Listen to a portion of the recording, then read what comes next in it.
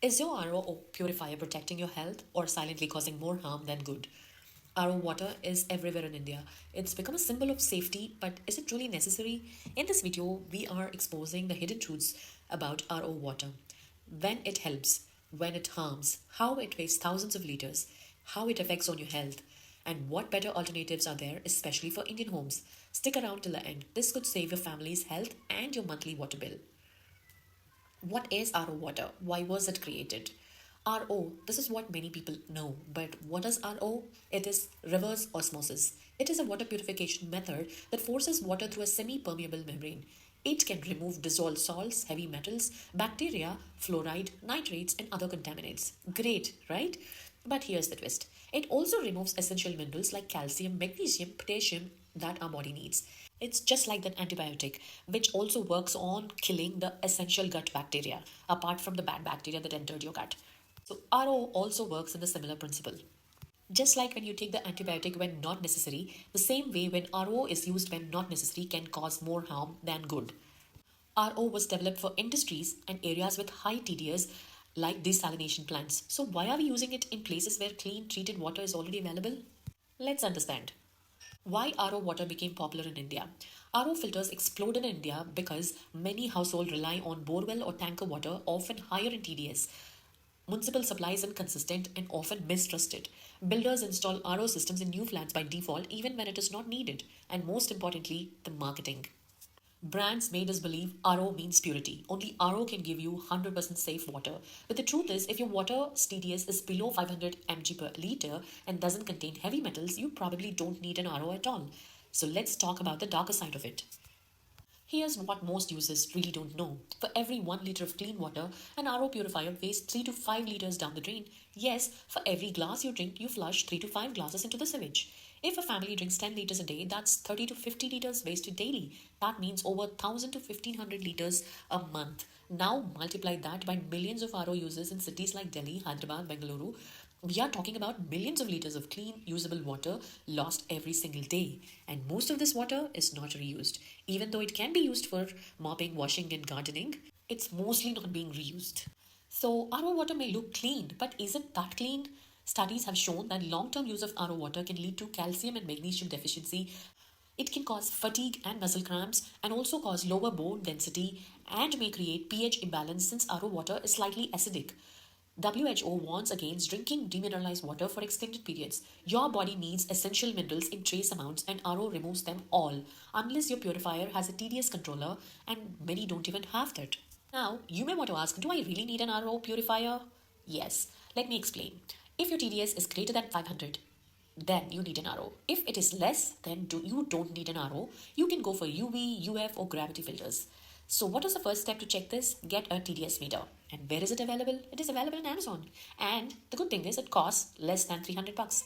And it can test your tap or borewell water. So, only go for RO if you have high TDS, fluoride, arsenic, nitrate contamination, or salty taste in water, or if your water is too hard. If not, you're really wasting your money, water, and possibly risking your health. So, what are the better alternatives? As discussed, UV filter, UF filter, gravity filter, copper vessels, and the good old boiling water method. So, the UV filters can kill bacteria and viruses, and the cost of these filters can range up to 6,000 to 10,000 rupees in India. And there are good brands like Kent Max, Aquaguard, Aura, and these are best for municipal water with low TDS. The next is UF filters. These can remove microbes and sediments, and they cost up to 3,000 to 5,000. And the good brands in this range is Kent Gold Purifiers and Pureit Advanced UF. These are best for soft water without any chemical contamination. And coming to the gravity based filters, these are non electric and portable water filters and range up to 2000 to 3500 rupees in India. And there are brands like Tata Swatch and Pureit Classic, which can be used for tap treated water and in rural areas. The next one is UV plus UF combo, which can offer balanced purification, and the cost ranges from 7,000 to 11,000 in India. The brands available are Aquaguard, Marvel, and Live Pure Glids. So these are best for medium TDS and city homes. The good old boiling water plus copper storage methods. These are traditional and mineral rich. The price is negotiable for a copper vessel, but they are best for low budget and chemical free water. Here's the detailed cost and maintenance comparison of the different filter types, their cost, the yearly maintenance, the water wastage with this particular method, and the electricity consumption in accordance with these methods. You could be saving about 5,000 plus a year and thousands of liters of water just by choosing the right filter. So, RO is bad? No, but using it without testing your water is unnecessary and wasteful. So, first, test your TDS, choose the right filter, reuse reject water, and don't fall for marketing myths. So, what are the smart ways to reuse RO wastewater? Toilet flushing is one step where any person needs 25 to 30 liters, and you can connect your RO reject pipe to a bucket or directly to the toilet flush tank if that is possible. This can save huge amounts of fresh water daily. In those communities where wastewater is reused to flush toilets, which causes bad odors and also dirty water sitting in the toilet, this is the best method to flush your toilets. Because this water is odorless and colorless, it can be used for floor mopping, perfect for daily cleaning. It can be used with mild detergent if needed. This water can also be used for washing vehicles. Use reject water with low pressure spray and avoid leaving it on to dry so that it doesn't cause any stains. This water can also be used to water your outdoor plants, especially for those salt tolerant and ornamental plants. But avoid using them on vegetable, flowering plants, or indoor plants, or dilute with normal water for safe usage. This water can also be used for pre-soaking your dirty clothes or doing initial rinse with reject water. However, do not use this water for final rinsing of clothes, and especially for your baby clothes or if you are someone with sensitive skin issues. The other easier and simpler way is to clean your bathroom and tiles, effective for removing grime from toilet sinks and floor tiles, and can even help remove hard water stains due to its salt content. This water can also be used for your outdoor cleaning.